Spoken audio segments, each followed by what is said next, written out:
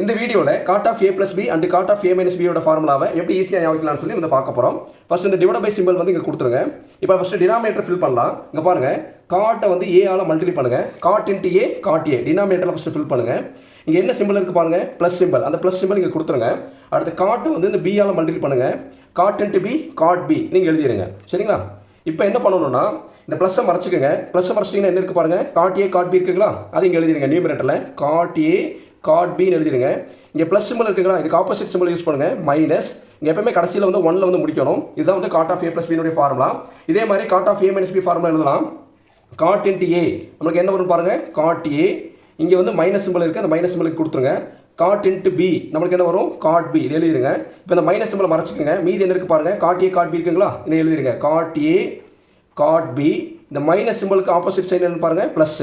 அப்போ வந்து இங்கே என்னன்னா கடைசியில் வந்து 1ல் முடிக்கணும். இதுதான் காட் ஆஃப் ஏ மைனஸ் பினுடைய ஃபார்முலா.